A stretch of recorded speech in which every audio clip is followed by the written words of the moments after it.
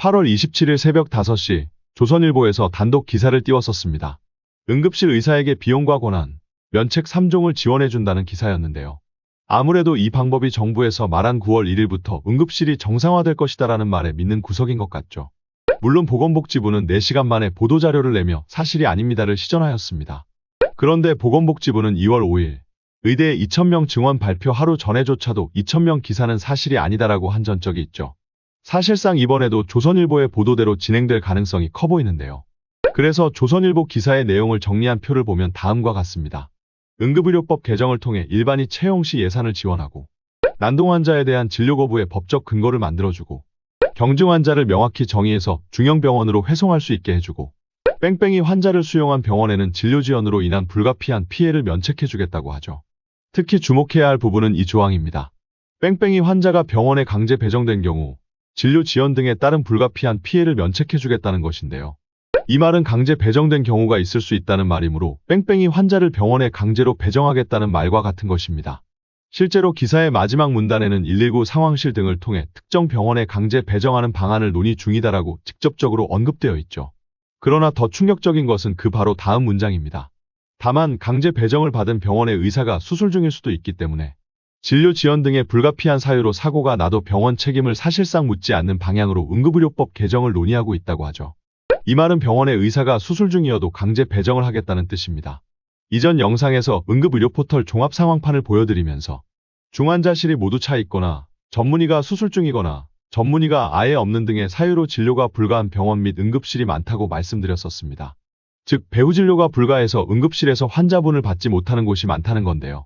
그래서 단순히 응급실 문만 열어놨다고 해서 정상 운영인 것이 아니라고 배후 진료가 불가하면 환자분을 받을 수 없다고도 말씀드렸죠.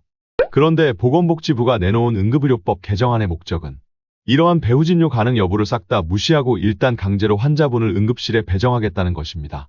중환자실 베드가 있든 없든 시술 혹은 수술을 집도할 전문의가 있든 없든 그냥 응급실에서 환자분을 받으라는 것이죠.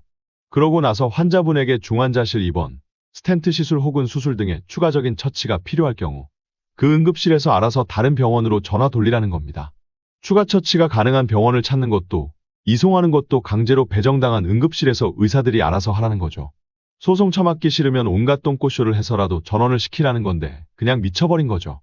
그런데 애초에 119 상황실에서는 무엇을 근거로 환자분을 강제 배정하겠다는 것일까요? 본인 부담금 90%에 묻혀서 많이 이슈가 되지는 않았지만 9월부터 중증도 분류기준도 시행 예정입니다. 119에서 응급환자의 중증도에 맞춰 병원을 결정할 수 있게 하겠다는 것인데요. 그냥 119에서 경증인지 중증인지 결정해서 병원에 던지라는 겁니다. 그런데 대부분의 병원과 응급실에서는 119를 100% 신뢰하지는 않습니다. 분명 전화상으로는 경증이라고 해서 수용했는데 중증인 경우가 너무나도 많기 때문이죠. 심지어 의식저하 환자분이 이송 중에 심정지가 발생했음에도 119에서 모르고 있다가 응급실에 들어오고 나서 초진을 볼 때가 돼서야 심정지 상태였음이 드러나 CPR을 한 경우도 있었습니다. 결국 그 환자분은 사망했었죠. 이렇게까지 극단적인 사례는 아니어도 119에서 경증을 중증으로, 중증을 경증으로 잘못 판단하는 경우는 차고 넘칩니다. 만약 경증인 줄 알고 중증 환자분을 작은 병원 응급실에 강제 배정했다면 그 환자분은 그 병원에 중환자실이 있는지 수술이 가능한지 등은 알지도 못한 채 그냥 강제 배정되어 응급실에 밀어넣어지게 되는 거죠. 또한 그 병원에서 최종 처치가 불가하면 결국 다른 병원으로 전원을 가야 할 텐데 119 상황실과 달리 의사들은 다른 병원에 환자분을 강제 배정할 수가 없습니다. 때문에 전원은 한없이 늘어지게 될 것이고 그 병원에 있는 채로 증상 악화, 후유장애, 사망 등의 악결과를 맞이하실 가능성도 있는 거죠. 전원이 된다고 할지라도 계속 다른 병원을 전전하시게 될 겁니다. 사실상 응급실 뺑뺑이를 도는 것은 달라진 게 없는 거죠. 하지만 달라진 것이 두 가지가 있습니다. 첫 번째로 정부는 응급실 뺑뺑이 사례가 감소했다고 홍보할 겁니다. 정부의 정의상 응급실 뺑뺑이는 119 구급차가 4차례 다른 병원으로 이송한 경우인데 그 전에 응급실에 강제로 배정해버리면 응급실 뺑뺑이는 아니게 되는 거니까요. 또한 사설 구급차 등으로 병원 간 이송에 문제가 생기는 것도 응급실 뺑뺑이는 아닙니다. 정의상 119 구급차는 아니니까요. 결국 정부가 항상 하는 것은 말장난을 이용한 선동밖에 없습니다. 두 번째로 의사들이 응급실을 탈출할 겁니다. 환자분을 강제 배정당한 것도 모자라서 추가 처치가 가능한 병원 문의와 이송 책임까지 떠안게 되는 거니까요. 게다가 전원이 불가해서 발생한 악결과에 대해서도 법적인 보호를 받을 수 있을 것 같지도 않습니다. 조항을 살펴보면 면책을 받기 위해서는 피해의 유일한 원인이 진료 지연이어서 응급실 입장에서는 불가피했다는 것을 입증해야 할 것으로 보입니다. 그러려면 최소한 두 가지를 입증해야 하죠. 초기 처치는 완벽했고 지연되지 않았다면 악결과가 발생하지 않았다는 것을 말입니다. 하지만 심정지 환자분께 CPR을 하느라 15분간 의무기록을 작성하지 못한 것을 가지고 주의의무 위반이라고 5억 배상 판결을 내리는 나라에서 초기 처치가 완벽했다는 주장을 인정해 주겠습니까? 죽인 것과 살리지 못한 것도 구분하지 못하는 나라에서 그런 건 사치입니다. 결국 온갖 이유를 대며 쥐잡듯이 과실을 찾을 것이고 면책 조항은 유명무실해지겠죠. 강제 배정당한 응급실 의사만 17억을 처맞고 산화하는 결말일 겁니다. 응급실 강제 배정을 포함하는 보건복지부의 응급의료법 개정안이 시행되면 응급의학과 교수님들과 전문의 선생님들은 매일매일 17억짜리 러시안 룰렛을 하게 되는 셈입니다. 과연 버티실 수 있을까요? 사직서를 제출하시는 교수님들과 전문의 선생님들에게도 또 진료유지 명령, 사직서 수리금지 명령 이딴 것을 내릴지는 모르겠습니다. 그런데 진료유지 명령 위반 시 받는 행정처분은 면허정지 3개월입니다.